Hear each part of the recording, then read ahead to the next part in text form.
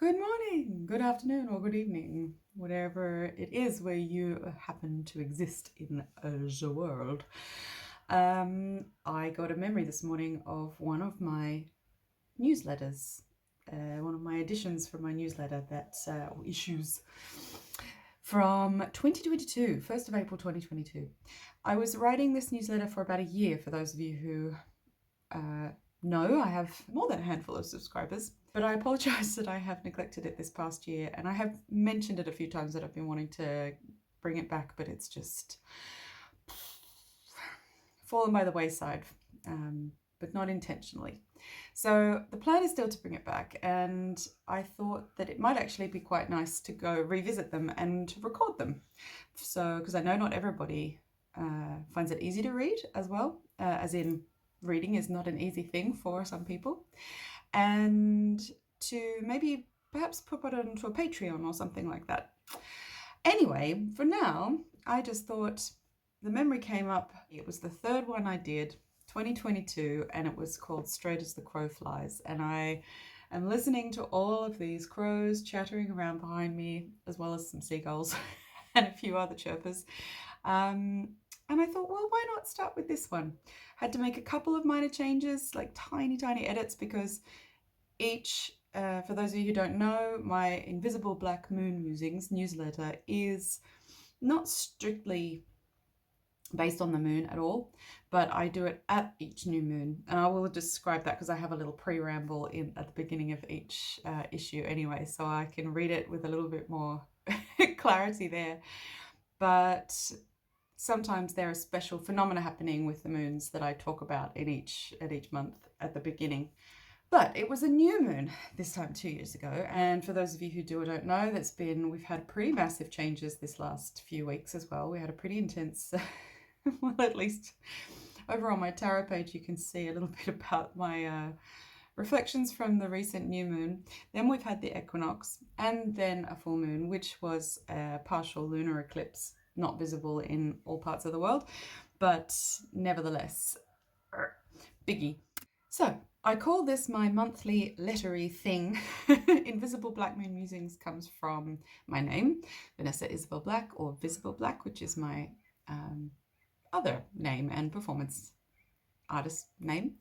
But Visibel, visible, invisible, and the new moon is the one we don't see. The new moon, dark moon, black moon. So I know I'm a sucker for, I couldn't think of the word for a second, I'm a sucker for wordplay. And I refer to people as rats and cats in my newsletters. So hey there, rats and cats.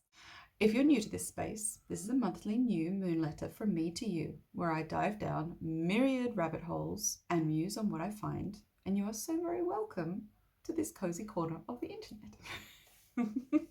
To repeat my pre-ramble for any newcomers, I settled on writing for each new moon because it's the one we don't see. She dons her invisible cloak and reminds us that it's okay to take a moment to go into the darkness, recharge, and rebirth for another cycle. The gravitational pull is equally powerful with the new moon as for the full, so she's proof that you don't need to see the moon to know she's there. And regardless of whether you're pure science, spiritual, or a concoction of both, I'm sure we can all agree that this fantastical ball of energy has a voice that can really pack a punch.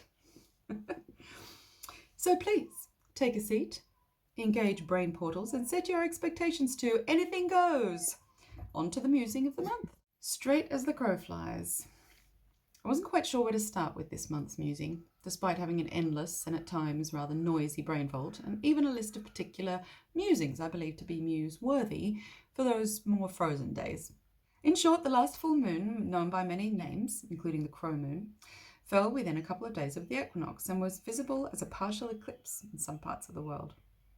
Irrespective of whether you're under the spell of the spring or autumn version, it's also considered by many to be the start of the new astrological year, and due to its symbolic nature, some argue this new moon is the official start. So, with any excuse for a celebration, I wish ye all a happy new year. If by this point you're wondering where the title of this month's musing comes from, we're almost there. Let's rewind back to the recent full crow moon for a moment, also known as worm moon and many others.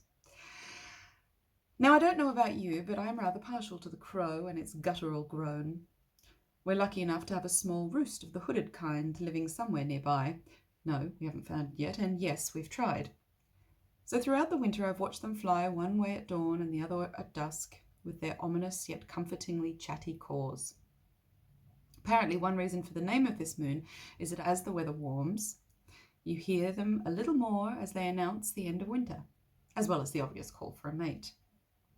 I do love how the old moon names follow the movements of the land.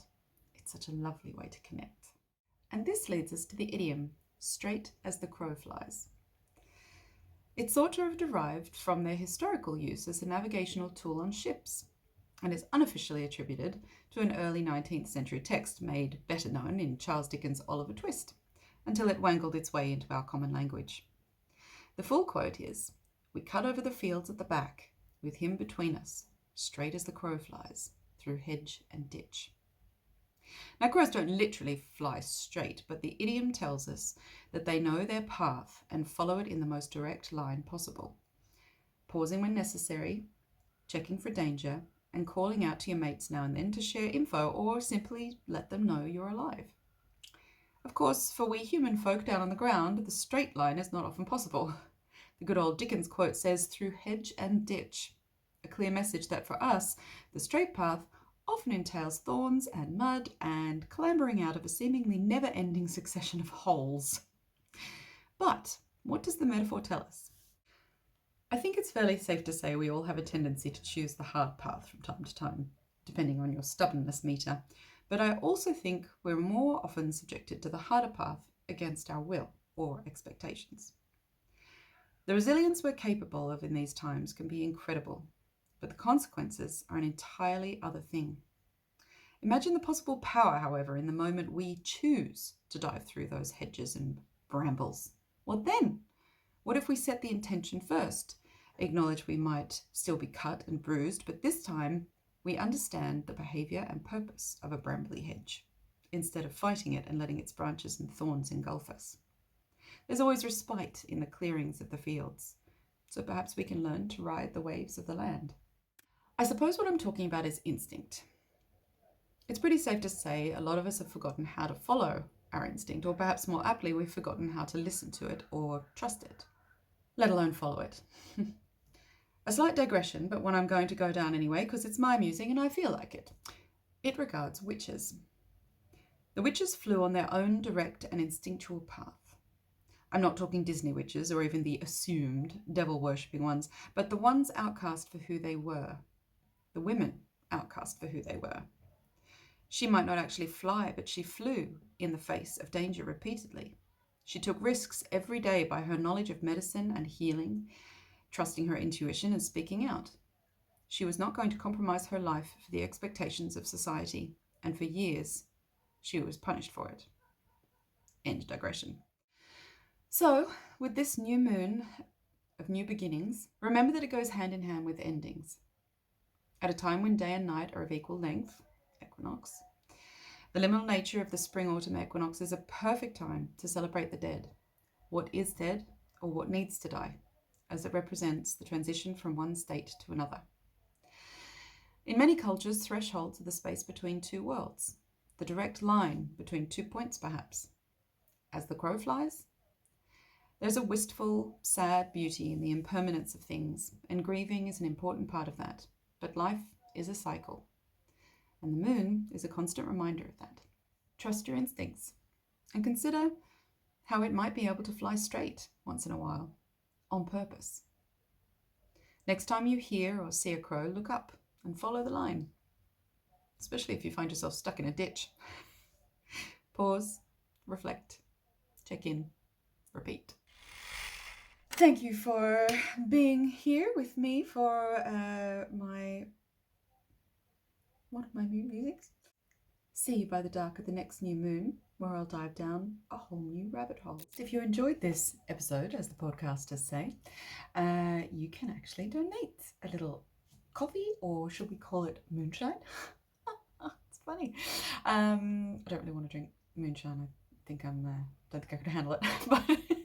but the ethereal moonshine. That could be quite delicious. Maybe that's also too full on. Anyway, if you'd like to donate me a coffee or moonshine or 10, you can actually find me on the coffee website called, it's ko-fi.com, and you look for Visibel Black, and there I am. For those in Norway, if you'd like to Vips, you can also Vips me on my business Vips, which is also Visibel Black, and the number is 745585. That's 745585. Anyway, I'll be back with more, I think. Maybe I try and make it like a blog thing, or maybe I put it over on a Patreon. I'm not quite sure what to do here, but any suggestions welcome.